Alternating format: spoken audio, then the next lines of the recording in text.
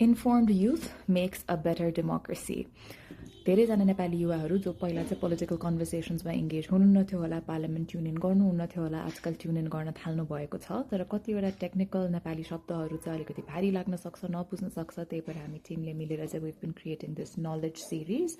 So यो भएको कुन शब्दहरू तपाईँलाई थाहा थियो, let us know if this helps, because again, informed citizens make for a better democracy. Upper house, lower house, total 2 houses भएर चाहिँ हाम्रो टोटल संसद भन्छ।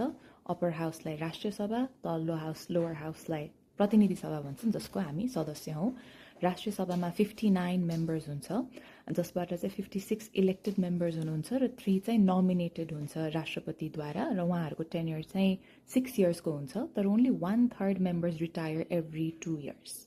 प्रतिनिधि सभा, जसको अस्ति भर्खर इलेक्सन भयो, त्यसमा त तपाईँहरूलाई थाहा नै होला 275 representatives हुन्छ, जसबाट 165 directly elected constituencies-बाट आउनुभएको छ। प्रत्यक्ष निर्वाचित भनेदेखि 110 चाहिँ proportionate representation-बाट, समानुपातिक तर्फबाट गरेर टोटल 275 चाहिँ लोवर हाउसमा भयो। So national assembly upper house राष्ट्रिय सभाको चाहिँ चेयर र भाइस चेयर पर्सन भन्छ, र प्रतिनिधि सभा लोवर हाउस हाउस अफ रिप्रेजेन्टेटिभ्सको चाहिँ सभामुख र उपसभामुख भन्छ।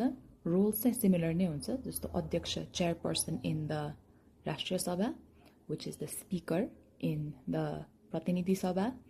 उहाँको काम भनेको चाहिँ उहाँले बैठक सञ्चालन गर्नुहुन्छ, सदस्यहरूलाई बोल्न अवसर दिने नदिने, सभामा अनुशासन कायम गर्ने, अनि मत बराबर हुँदाखेरि चाहिँ निर्णायक मत गर्ने, सो टाई हुँदाखेरि पनि टाई ब्रेक गर्ने पनि हुन्छ। So it's a very powerful role.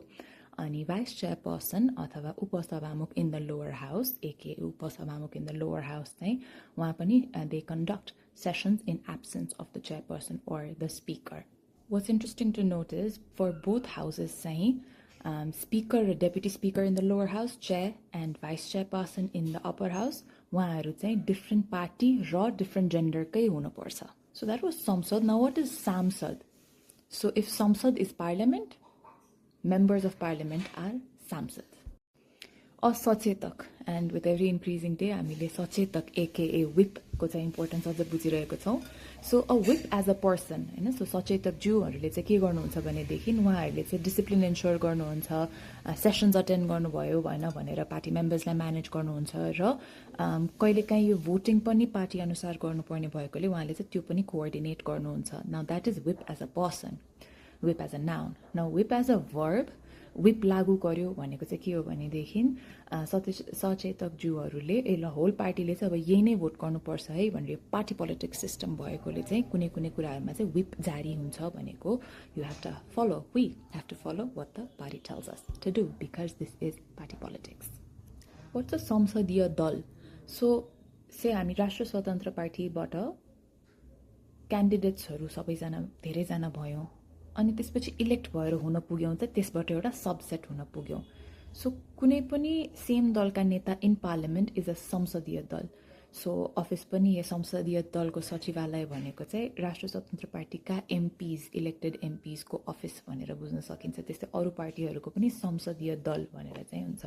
त्यस्तै संसदीय दलका नेता भनेको चाहिँ त्यो पार्टीको एमपिजबाट चाहिँ को हुनुहुन्छ त लिडर भनेर चाहिँ त्यसलाई संसदीय दलको नेता भनेर भनिन्छ।